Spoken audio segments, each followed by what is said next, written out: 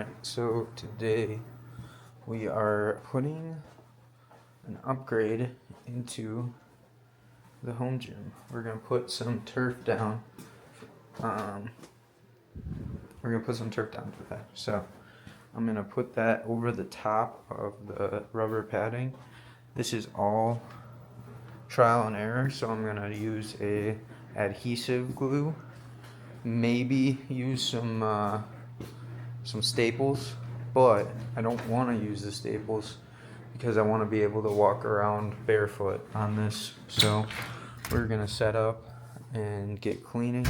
We're gonna clear it all out, and then we'll get to putting on the actual padding and the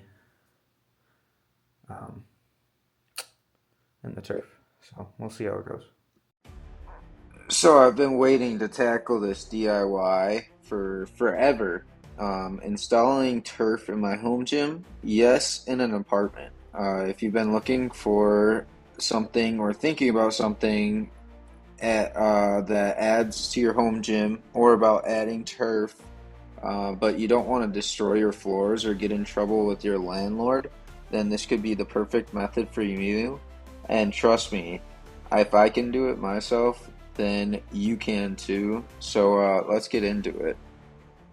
So first things first, I had to clear the entire area. These horse stall mats were already down, and that's what makes this project completely apartment friendly. We're not gluing anything to the actual floor, just to the mats. So I started by clearing everything off and giving the mats a really good clean. Now, this part is important. You have to clean the rubber surfaces really well so this adhesive will actually stick to both surfaces. Don't skip it.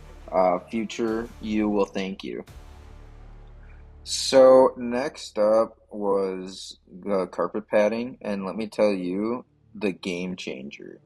I chose padding because I wanted a surface that was soft, enough for keeping and for kneeling and stretching, but still stable for lifting and sled pushes and dropping weight on it. Um, Turf right on the rubber feels a little crunchy, but turf on padding feels amazing. And I was also thinking, this stuff is durable enough to hold furniture for years and years and years under carpet. So if it's fine for that in a regular room, then it can definitely handle all my workout equipment or my sleds or anything that I'm putting on top of that. So I centered the padding on the mat and then started the adhesive process. The trimming can come later. The trick is to spray both surfaces and the rubber and the padding for the strongest bond for them both. My next step was to lay some weights on both sides slowly over time so that while it was drying it would stay in place, not get moved, and also, just to keep it there. Time to go to Home Depot for trip 2. I'm back from the store for the second time. Home Depot, shout out to you. Putting on my shoes. Then I'm gonna continue this project.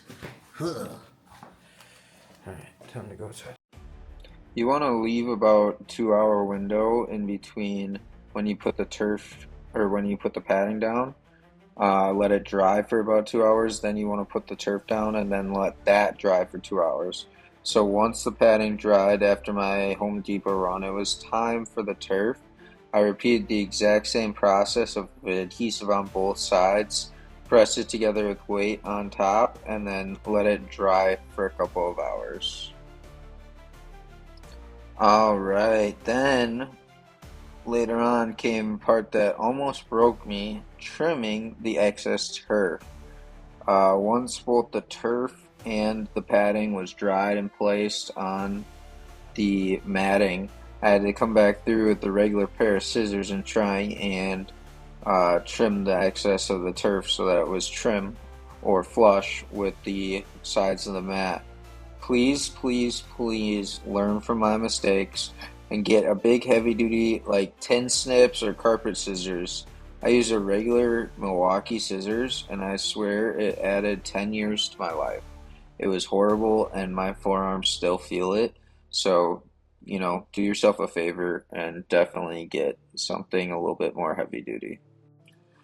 And then final step that I did was I stapled in with a Milwaukee stapler or hand stapler, each corner and then all of the sides to make sure the turf doesn't shift. Even with the adhesive, I didn't want it to pull from the carpet uh, padding and then pull off because it was not actually properly secured to the matting and just secured to the padding underneath. So just be careful with this. You want to find a way to secure the turf on top to the mat underneath, not just through the padding, because that could pull off over time. So I took the staples and then I hammered them in. And I left a little bit of ASMR because honestly, I really, really like the sound of that when I was editing. So enjoy that. And then you just got to repeat the entire process for two more mats, like I did, or however big your area is that you want to do. And boom, you got a DIY gym floor that's honestly shockably shock absorbing, movable, and this apartment's safe, and it looks pretty well done if you can do the trim job well. Um, Again, if you get the right tools for the job, it should be good. So, if you're looking for an affordable way to bring turf into your home gym without drilling, ripping, or gluing anything to your actual floors, you live in an apartment, or even if you don't want to do anything to your garage and you own the place, this is a way to do it that's cheap, it's affordable, and you can do it yourself. I got all my supplies at Home Depot. The carpet padding partials are actually in the back of the store by the carpet area, so you don't have to buy a full pad of carpet padding. That's enough for a full room. You just need something for a 4x8, again, or stall mat. The turf and the adhesive is also back in that carpet section as well, which is half of the stuff that you need. The only thing that you need that you can't get from Home Depot is the horse stall matting, and that's only I found at Tractor Supply. Um, but that's alright. So you can lift on it, you can run on it, you can do sleds, you can drop weight on it, you can crawl, you can stretch, you can have your kids on it, you can be barefoot. It's soft and secure, plus no one will ever know that there was a full, you know, turfed area in that section, other than, you know, if you have pictures or videos or whatever, because there's no adhesive that's getting put down, nothing's getting glued, the horse stall mats aren't secured to the floor, they're not drilled, there's no nails, there's absolutely nothing that is intrusive to that area. Um, so that's a positive as well. So if you found this helpful, please give this video a like, and it really helps the channel more than you may know. Drop a comment that says DIY if you want to see more DIY projects I've been working on.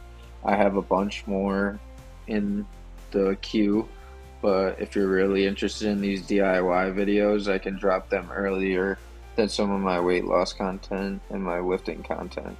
So if you're really interested in that, drop a DIY.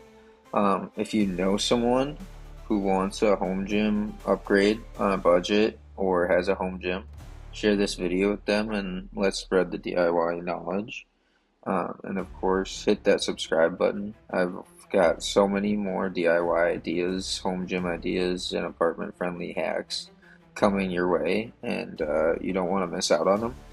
Thanks so much for watching, and let's get out there and make home gym dreams a reality.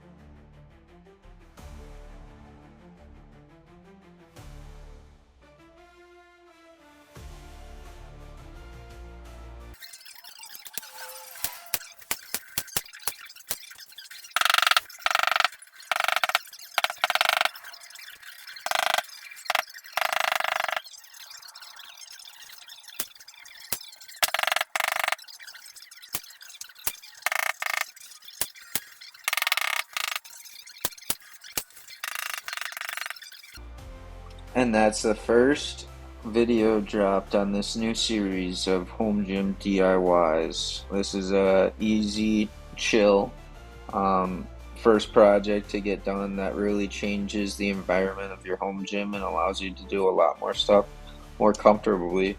And the whole point of the home gym is to have a comfortable space that's making you more likely to do the movements that you aren't as likely to do.